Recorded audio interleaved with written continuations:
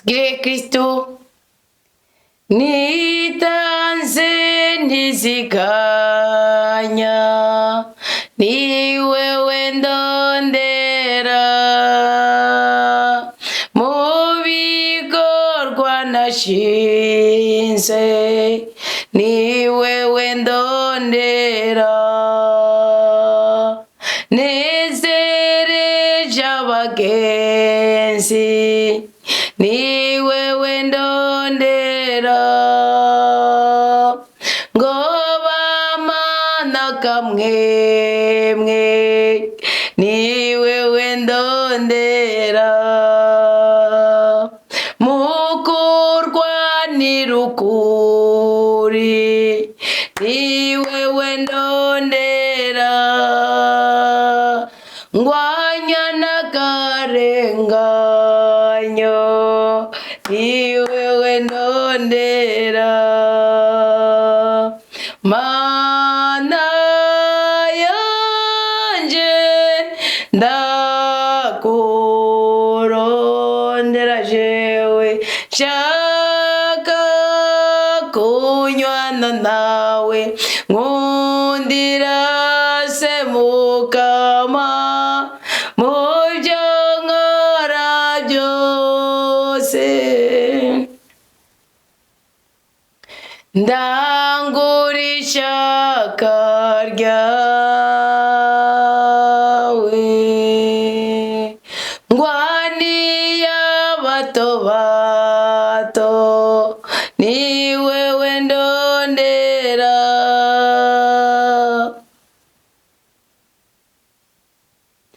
ngwanyeka badakundwa, ni wewe ndondera mbaye umunyakigongwe, ni wewe ndondera ngumye ngwanira ubumwe, ni wewe ndondera mana yanje ndakurondera jewe, shaka kunywana nawe, nkundira se mukama muvyo nkora byose, ndangura ishaka ryawe.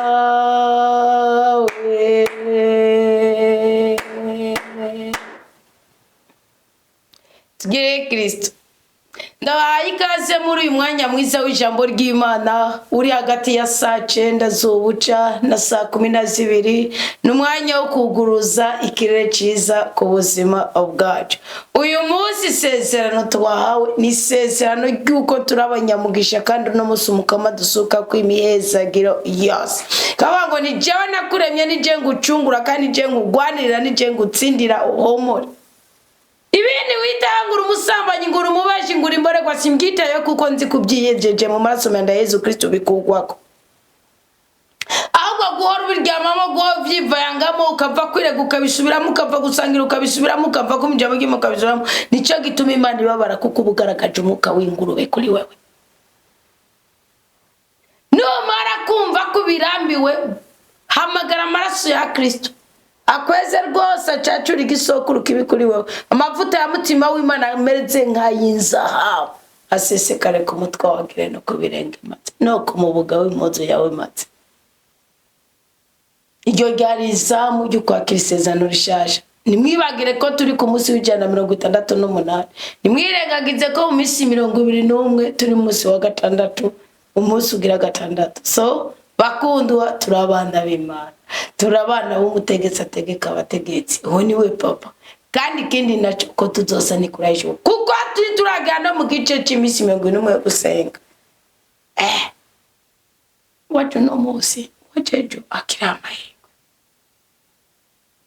Twinjira mu izamu ryo kuguruza ikirere gishasha ku buzima bwacu.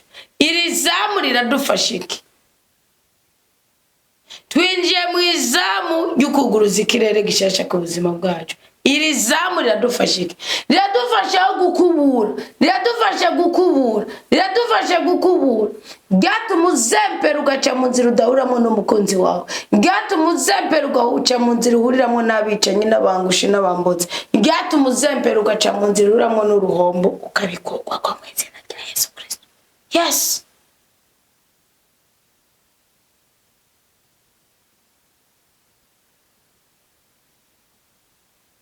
Ni iki cyakugufasha kuguruza ikirere cyiza ku buzima bwawe?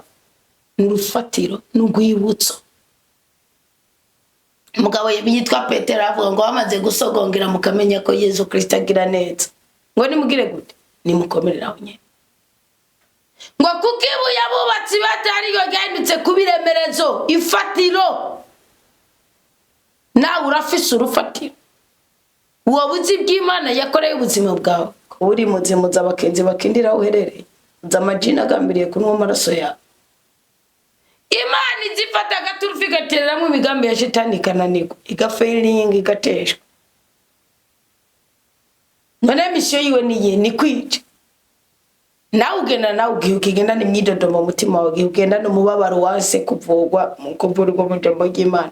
Igihe ugenda ni nabi muri we, inzigo, ishari, ubusambanyi, ububeshi, kuraguza, agaheko, gupfumura sibyo, kugundika abandi, gusura ibinyoma, kugira ibyo bintu byose akabore gubiki. Ibyo bintu byose ubugendana niki n'amaturufa guhuza na shitani. Muko Imana kubera igihe ukendeye inzi. None ubyumva gute nawe wiyeguriye Imana ukiyizira, maze tukikundira ijambo ry'Imana tukiberaho mu kuri kujambo rya rudasoma. Kuguruza ikirere cyiza ku buzima bwawe uyu munsi niki? Ni handi ubwira Imana uti mpora nshavura bikaba ko nihanganira umukorege. Ni handi ubwira Imana uti mpora nshavura bikaba ko nihanganira umukozi. Yego mesi ngombwa udukorere mu jebajebye. Mugabo nta nawe byanditse ko tuzokwererwa mu gihe dukora n'ibintu bugoma.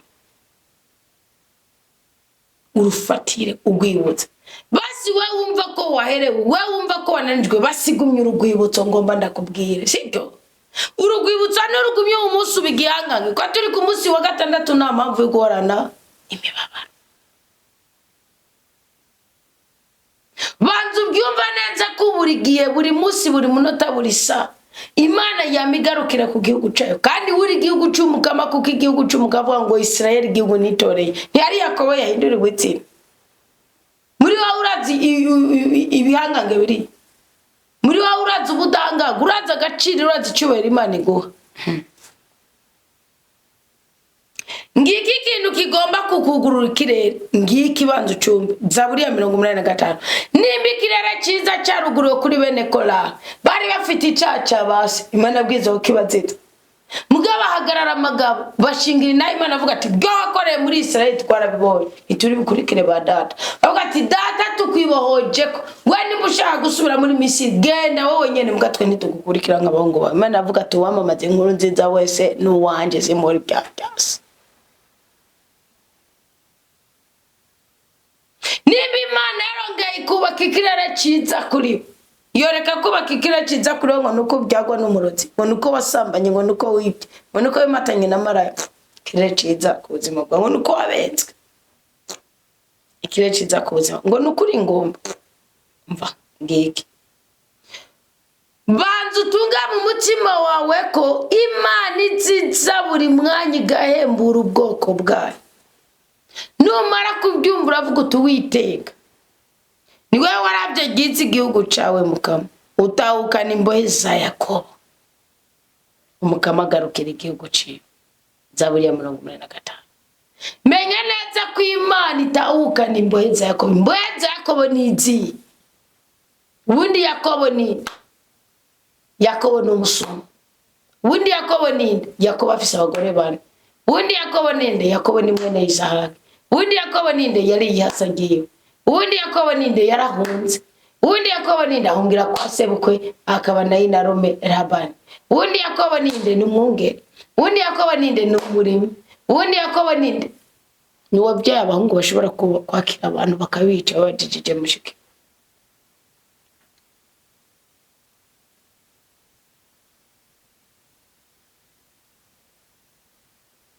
Muvyibuka ko umumarayika aja kumwinduriza izina buge ngo nucitwa Yakobo ukundi ngo arabye gizi igihugu cawe mukama utahukana imbohe za Yakobo. Nukuvuga iki? Abantu bakiri mu gisokuru kibi bakigendera mwirarira ry'umubiri, bamwe bakiyobagwa n'urumogi, bakiyobagwa n'itabi, bamwe bakiyobagwa n'abashushu n'abashumi n'abashushu n'abasheri n'abandi, babandi mucakira amaranga mutima yanyu mukayahebera imbwa. Niko birivuga mu gitabo c'amategeko cy'Amatashiri isoni, ndikuvuga ibyanditswe byeranda.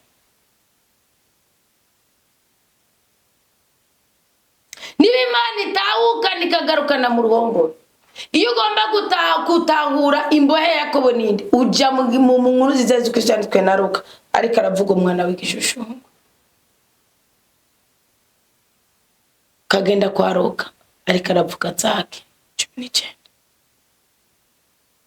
Uyu n'umwanya mwiza wo kuvuga uti nsuzuguye ibintu kiretse gukene binera n'ingwara binera naco bimari, ngiye kugenda nk'uko Imana igenda. Ngo wazimanganije igicumuro cya bene Yakobo cyose, kandi waratsinze ishavu ryawe ryose, uvavanura n'ubukari bw'ishavu ryawe. Uru n'ugwibutso kabwira Imana uti ndabizi ko nagucumuyeko, ikibi wanga nico nakoze. Mugabo uri Imana yatahukanye imbohe zo kwa Yakobo, uri Imana igira neza, uri Imana ishavu rigahana ishavuye, mugabo ishavu ryawe rigahera, agashitsi kasigaye kadatwawe n'ishavu ryawe ukagatabara. Ibyo si byo Imana yabwiye Baruki muri Yeremiya 39 canke ni 45. Ndakubesha Yeremiya imbere ya Ezekiel ndakora 39 no kane 45. Ngo nguku kumukama Imana ya Israeli avuze kubikwerekeye we Baruki, ngo wavuze utewe jewe ndagowe nkako umukama yongereje agahinda kubabare, narushaho naboroge nari butore nakoyoko. Ngo uraheza umubwira uti nguku kumukama avuze, ngo ensambura ibyo jewe niyubakiye, nkarandura ibyo jewe nitereye, ngo ibyo nkabigirira igihugu cyose. None nawe ngo wironderera ibintu bihambaye, ngo ntubirondere koyereke nkako ngiye gusuka amarushwa ku muntu wese niriyatswe n'umukama. Ariko wewe impembo nzoguha n'ubuzima mu bibanza byose uzojamo. Kubera iki? Kuko wanyizeye. Ko nurufatira kumenya ko amagogwa amakuba ashobora gushikira umuntu wari we wese, ariko wizeye umukama agatabagwa ku bwisezerano rya arudasumbwa. Ngo waratsinze ishavu ryawe ryose, uvavanura n'ubukari bw'ishavu ryawe. Yes.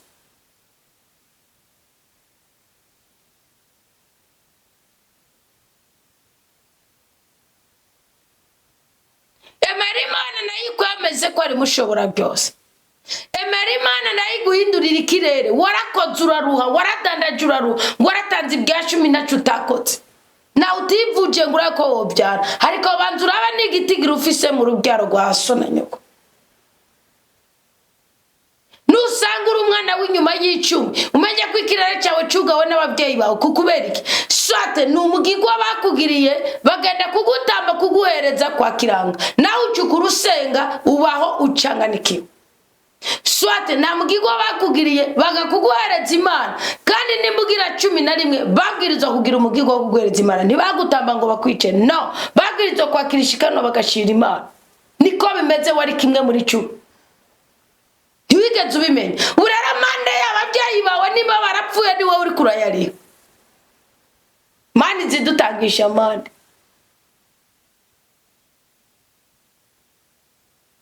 Zidutangisha mande genda mubwirabi. Ni wowe uri kuyari. Niyo mpamvu bazagusanga rumaze imyaka 40 utabyara. Dufate warangoye kuri 25. Warangoye kuri 20, sibyo? Ugeze kuri 40 utabyara. Wumva uri kurariya kangahe? Icicumi cy'imyaka 22 wabwirizwa kuba ku myaka inyuma y'imyaka 5, sibyo? Wubatse utigeze ubyara bipaye n'imyaka wubakiyeko. Wabwirizwa kuba wisobanuka ukabwira Imana uti makanye iki gisuzuguro kuko namande namaze kuyariha. Ariko ijwi ry'ubuhanuzi mwaraginuvye, mwabyisiga bakane nk'abanita nkenye ibyo mufite, mugamfise ibyo mudafite. kandi ibyo mfite nibyo by'ubuzima, nibyo byubaka, nibyo byo muri kazoza, nibyo byo muri kubu, nibyo budahangarwa bw'Imana musumba cyangwa mushobora byose, rusumba byose cyangwa mushobora byose. Mwasuzuguye ikiri cyangombwa. Ikindi mukunda ni igiki? Nimba Petero avuze ngo nduwawe Mukama Yesu Kristo, na wundi nizeye, na wundi no kwirukira atari wewe. Mwumvirize gatoya, hano hari akabanga, hari akantu k'agakwabo. Mbega Mukama mbeno guheba nkajaye, kwari wewe ufise amajambo y'ubuzima. Kwari wewe ufise inzu nziza, kwari wewe ufise yeboyebo, kwari wewe ufise fewiti, kwari wewe ufise rixin uvo modeli, kwari wewe utanga karuvati, kwari wewe wicarika mune kambabwire.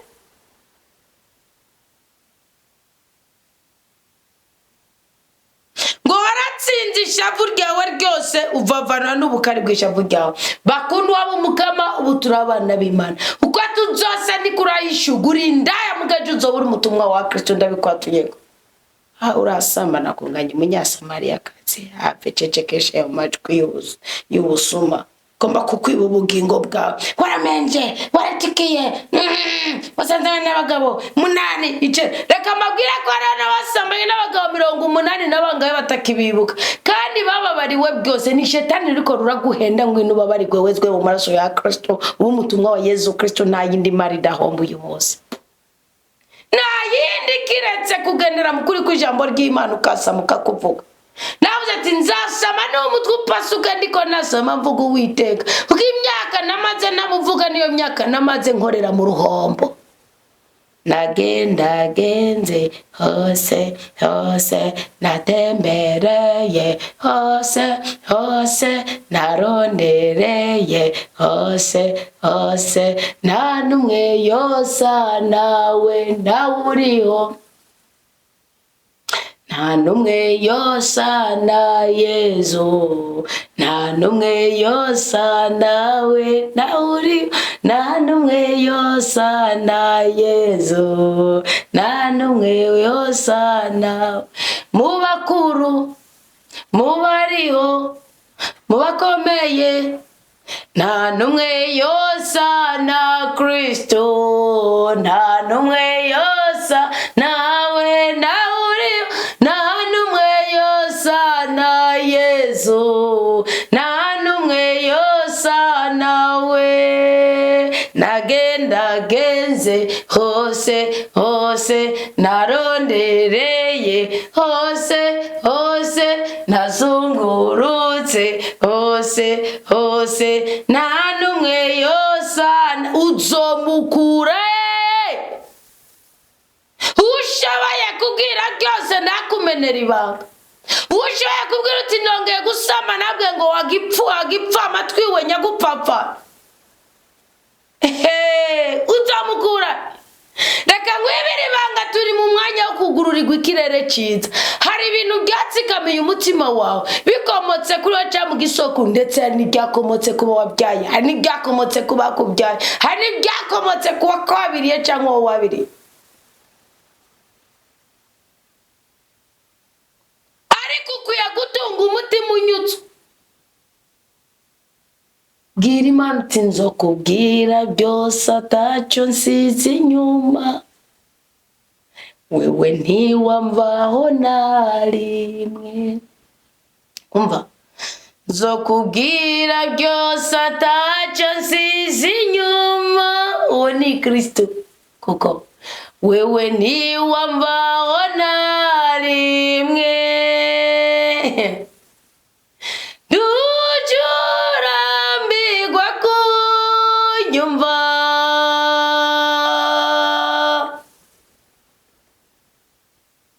Amatwi yawe warayiteguye ko Imana yiteguye kukumva, ni wugururirwa ikirere ciza ku buzima bwawe. Reka kwijogota, reka kwiyankiriza, reka kwivumbura, reka kwihadikiriza mu bintu bitari byo.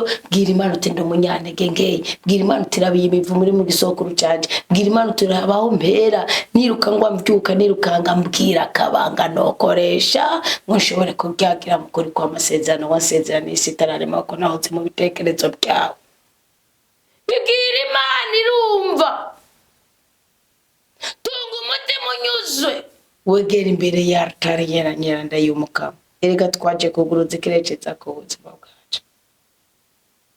Twaje Mana yacu tuje kugushima. Umutima ushima wuguruza ikirere ku buzima bw'uwo mutima uhagaze.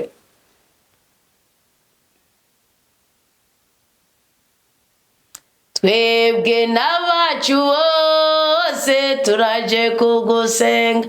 Gusenga ni imibereho, gusenga ni itegeko. Kristo wenyine ngo asenga hagati y'amasaha 3-8 mu gatondo no ku mugoroba. Mu gatondo asaba inkomezi, ku mugoroba atangira po. None nawe ni ibintu by'uko jewe nite tuherutse kugusaba ngo uduhe amahoro uturindire ubuzima. Warabiduhaye urabyuzuza, none mbyeyi yacu twaje kugira ngo twe n'abacu tugushimire cyane. Urakarama, uduhaye ubuzima bwiza turaje kugushimira.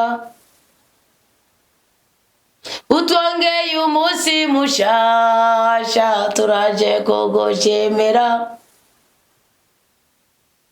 Uturinda nk'ijisho ryawe turaje kugushimira. Udukiza uburwayi bwose turaje kugushimira. Udukura kw'inyatsi zose turaje kugushimira. Udukiza ubukene bwose turaje kugushimira. Waduhaye gutwenga mbyeyi turaje kugushimira. Waduhaye kubyara ibibondo turaje kugushimira. Waduhaye igikundiro turaje kugushimira.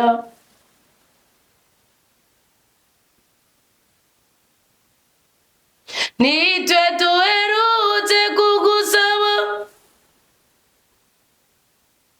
ngo uduhe amahoro uturindire ubuzima.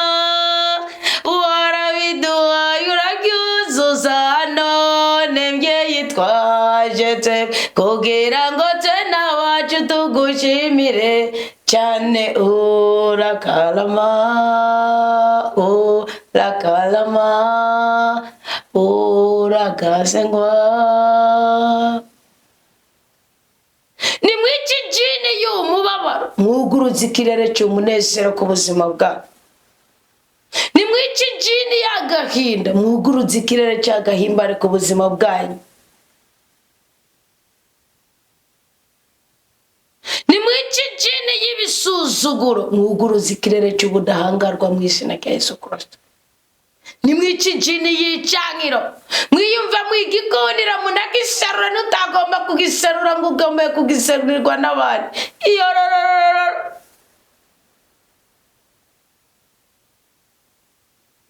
Uzoba ari ubupfu mu bundi, ariko ngo ngwara kandi nuko rupfuza injanye. Bwira Imana uti ngarurira umutima wanje. Bibiliya avuga ngo tugarure mukama we bukiriro bwacu utsindisha budufitiye. Emera uganira n'Imana uyibwira uko.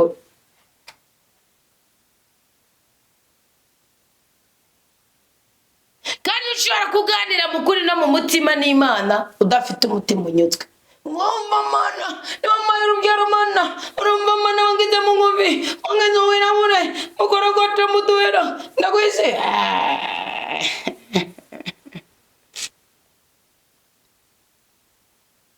No, Imana ishavuzwa nuko tudafite umutima ushima mu byo dufise. Bwira Imana tuzoguma turakiye imyaka yose Mukama.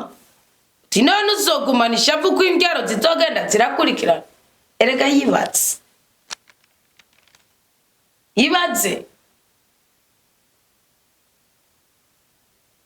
Yibaze kuko Imana nitegerezo guhindukira ikatubeshaho mwabyanga mwabikunda oringa te.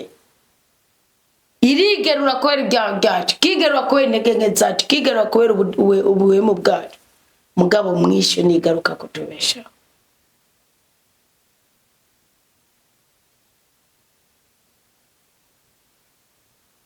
Imana niyo yonyene izokongera kwakira igihugu cyayo. Ndavuga jewe, ndavuga we. Ikagiha umunezero.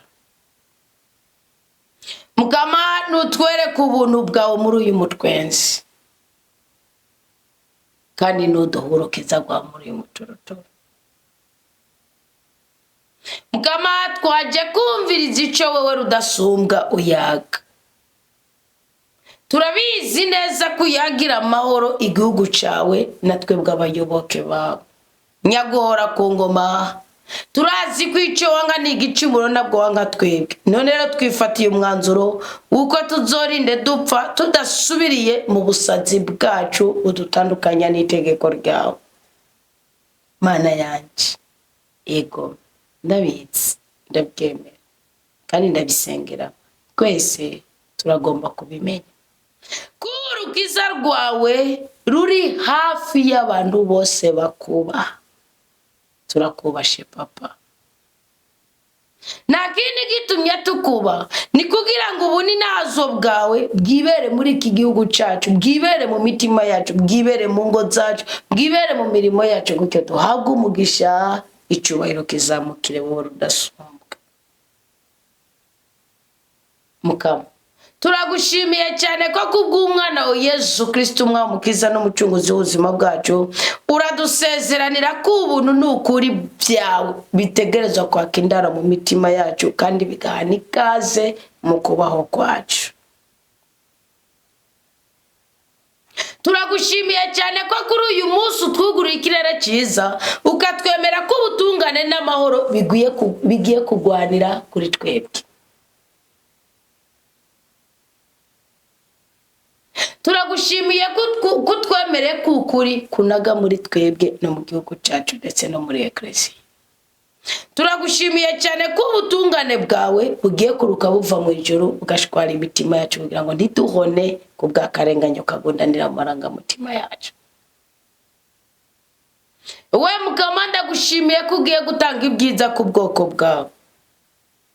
We Mukama ndagushimiye ko wongeye kugura isi kugira ngo itange umwimbu, itange ibyiza, itange ibifungurwa kubw'ijambo ryawe, kubw'ububasha bwawe no kubwo ubutegetsi bwawe, umwimbu ukatubana uwukwiriye. Uragahezagirwa kuko ubutungane bugendera imbere yawe bugacira inzira ibirenge byawe kandi natwe ubwoko bwawe tugahembuka. None rero se Mukama tega ugutwi wishyura ubwoko bwawe buriko buragutakira ngo bugire neza kuko benshi nabarushwa abandi nabakene. Twarasobanukiwe ko ukenyake n'ijambo ryawe, twarasobanukiwe ko uri umurushwa akene itegeko ryawe. Zigama imitima yacu kuko turabayoboke bawe nyagora ku ngoma kandi ni wowe Mana yacu nuturokore twebwe abasabyi bawe turakwizegeye. Tugirire impuhwe muhanye, tugirire impuhwe. Tugirire impuhwe rudasumbwa, twugura ikirere cyiza dukunde kandi dukundwe. Twugura ikirere cyiza dukore kandi dusarure. Twugura ikirere cyiza twubake kandi nzigume. Twugura ikirere cyiza dusabe kandi duhabwe, dutange kandi dushimirwe. Twugura ikirere cyiza turambe kandi tururanirwe, tubyare kandi duheke, twubake kandi tubyara umusaruro mu ngo twubatse kuko ni wowe dutabaza rikarinda rirenga kandi twahereye bugice. Nutunezereze unezereze imisha ya twebwe abasabyi bawe kuko twayikirurukije tuyerekeza kuri wewe kuko uri umuhanyi w'ubuzima bwacu. Erega muhanyi wacu uri mwiza cyane, ufise ikigongwe cyinshi, ugirira ubuntu bwinshi abantu bose bagutabaza. Nutega ugutwi ibisabisho byacu Mukama, kugira ngo igisabisho cyacu kivuye ku mutima cyumvigwe. Niwumvirize ijwi rya twebwe turiko turagutakambira. Erega twatsinduye umuturuturu ngo dutanga abarozi kupfuma, ngo dutanga abarozi guterekera, ngo dutanga abarozi kuroga, ngo dutanga abarozi gushikanira amajwi. Mbere kuri uyu musozi, ku musozi wose uri kumvikana kuri ijwi ryanje, ndatsinze umwuka w'abarozi, ndatsinze umwuka w'abapfumupfumu n'abakonikoni. Imbaraga zabo ndazijanjanje, ndaziranduye, ndazirandaguye, ndazicagaguye nka kurya kuwuca umurandaranda akawuca ubunywenyo kugira ngo ntuzotege abariko baragenda. Mukama, aho twibere mu buzima bwose turimo n'abari abarushwa, turiko gutabaza kandi turagusabye twishyure. Ni wowe Mana imwe rudende, ni wowe uri umuhanyi, ni wowe use umwami wacu Yesu Kristo, ni wowe uri umukiza wacu. Nabikirwa bisa n'ibyawe, tugire neza nyagora ku ngoma. Erega buriya makungu yose Mukama waremye asa neza, asa neza, ameze neza. Ariko iyo twakwikuye ko umwabyi utugaragarako, icankiro kitugaragarako, none rero tugirira ikigongo se Mukama nyagora ku ngoma, turakubise ibipfukamiro hasi imbere yawe we umuhanyi w'ubuzima bwacu. None nazi izina ryawe utugire neza, uduhe ibyo tugutakira, abagutakira amagara meza yabaye, abagutakira ubutunzi bubaye. Twarakwemereye ko tutazosohoka kuryarya kimwe muri cyo. Twasanze tugufitiye imyenda myinshi, twasanze dufise amande menshi, niyo mpamvu duciye bugufi kubw'ijambo ryawe. Twagusaba umugisha mu biganza byacu, gikundiye mu ruhanga rwacu. Twagusaba kubabereza amavuta asa n'ay'inzahabu, ihembe ryo kuturokora nirihengamira aho duherereye. Mukama, umukuzi uri mu amavuta yo kutwimika ko turabami abatabye n'abahereza mwuka, adusesekarire ko muri uyu mwanya. Iki kirere cyiza tucyakire, iki kirere cyiza tucyakire, iki kirere cyiza tucyakire. Ibindi birero byose byari byaraduhamuye tubikugwe ko mu izina rya Yesu Kristo, maze twese n'andi makungu tuze dukubita ibipfukamiro hasi imbere yawe kuko uri umuhanyi, kandi tuninaze izina ryawe kuko uri rutunga aboro. Erega ni wowe uri mukuru Mukama, erega ni wowe ukora ibitangaza Mukama, erega ni wowe musuri Imana. Izindi mana zifise amaso ntizibona, zifise amatwi ntizumva, zifise amaguru ntizigenda, zifise umunwa ntizivuga, ariko wowe uravuga tukakumva, urakora tukabona ibyo wakoze, uratabara tugatabaruka, urahezagira tugahezagirwa, urakaninaza mu buzima bwacu kandi turakwisabiye. Duhe mutima w'umwenda twigishe inzira ziroranye, inzira ziri mu rukundo, inzira ziri mu iby'amahoro, inzira ziri mu butware n'ubutegetsi bwawe, kugira ngo dushobore kugendera mu kuri kwawe, tubone kugaragara nk'ibyariho byawe kuri iyi si. Tekanye imitima yacu, duheze twubahe izina ryawe Mukama. Duhisemo gufata umwanzuro wo kuzokwama tugukengurukira kuko uri Imana yacu. Duhisemo gufata umwanzuro wo kuzokwama tuninaza izina ryawe mu naryo, mu mvugo, mu nyambaro, mu ngendo, mu mirimo no mu kugushikanira amashikanwa y'ibyishimo y'ubukengurutse. Nkako ubuntu tugirira ni bwishi cyane, ni wewe warakoye ubuzima bwacu ubukuri bwina mu kuzimu. Mana, bishima baduhagurukiye, turagusabye ubadukureko. Igihe hari cyaba bishabaha mu buzima bwacu, turagusabye bashire kure yacu, kandi abantu badashaka kubona ko tubayeho neza, turagusabye bakure mu nzira zacu z'ubutungane n'iziterambere. Ariko wowe muhanyi, wowe uri Imana yimuwe n'imbabazi, gumana natwe, ba muri twebwe, gendera muri twebwe, korera muri twebwe.